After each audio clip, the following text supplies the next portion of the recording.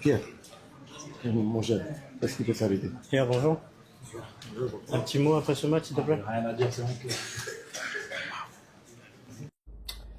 Ouais, c'est gâté. C'est gâté à Tiena. Ça dit c'est gâté à longtemps. C'est gâté pour le Gabon. Wallahi billahi tallahi. On a vu là il y a 2 jours, après le match Gabon-Mozambique, là où ils ont perdu quand même 3-2. Hein? A dit Aubameyang, a dit il était tellement déçu, tellement débat qu'il n'avait rien à dire. Oui, il dit il n'y a rien à dire. C'est une honte, voyez-vous. Et aujourd'hui, c'est jour de match. Gabon-Côte d'Ivoire. Et déjà, Aubameyang a pris son vol, il s'est retourné. Il est reparti dans son club à Marseille. Voyez-vous? Mais bon, qu'est-ce qu'on peut dire? Il a raison. On ne peut pas le blâmer. Parce que Aubameyang, à ce que je cherche, ce n'est pas un magicien. Non. Ce n'est pas un magicien. C'est-à-dire, dans le groupe, ils sont les derniers avec 0 points. 2 matchs, 2 défaites. Ils ont perdu 1-0 face au Cameroun, 3-2 face au Mozambique.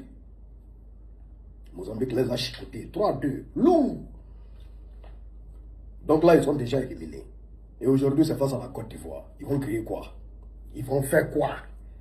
Ils sont déjà éliminés. Bon, Aubameyang, il va se préserver pour son club. Là-bas, au moins, au club, il a des bons coéquipiers, il est important.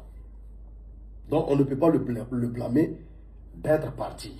Il peut rien créer.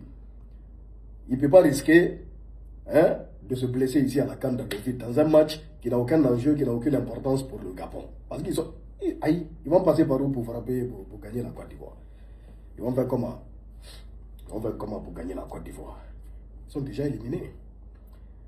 Déjà. Et même s'ils ont gagné la Côte d'Ivoire, même si quelque chose qui est impossible, même s'ils ont gagné la Côte d'Ivoire, ils sont derniers du groupe, toujours. Ils auront 3 points et le Mozambique les a frappés. Donc ils seront toujours les derniers. Donc éliminés d'office.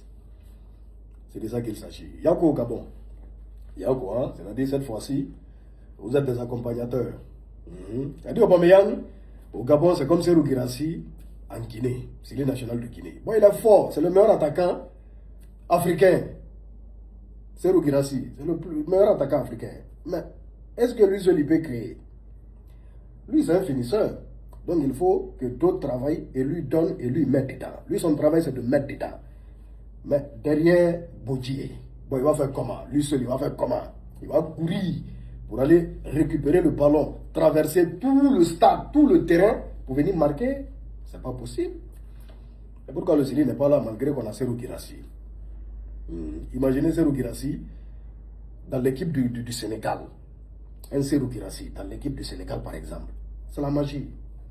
C'est la magie. C'est-à-dire, le Sénégal peut gagner des scores kilométriques.